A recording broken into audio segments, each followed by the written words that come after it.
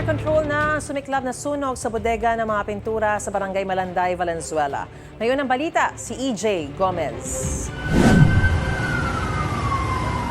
Naglalagablab na apoy ang pinagtulungang apulahin ng mga bumbero sa isang warehouse ng mga pintura sa Barangay Malanday, Valenzuela mag-aalas 7 kagabi.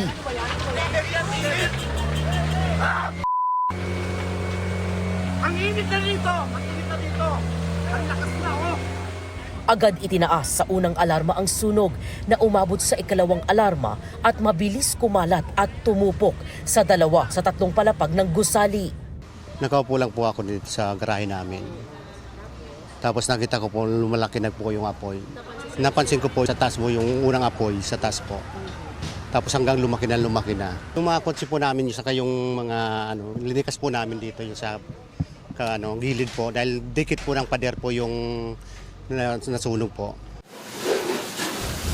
Pahirapan sa mga bombero ang pag-apula dahil sa dami ng mga nakaimbak na pintura ayon sa BFP. Challenge din po natin na may mga sumasabog din po na pintura sa loob and other liquids po. Trinay po talaga namin na bumuga po ng AFFF, yung foam po sa mga fire truck namin. Kaso po sa medyo lumawak na rin po kasi yung affected kaya hindi na po siya masyadong effective. Ang ginawa na lang din po namin is nag-cooling po kami para hindi na rin po siya kumalat. Nag-cooling na lang po kami para hindi na po masyadong kumalat yung apoy. Umakyat na rin sa mga bubong ang ilang bombero para apulahin ang apoy.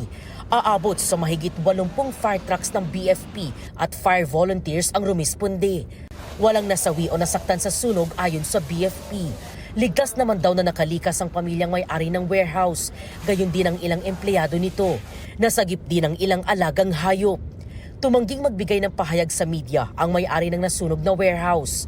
Patuloy naman ang investigasyon ng BFP sa pinagmula ng apoy, pati na ang halaga ng pinsalang dulot nito.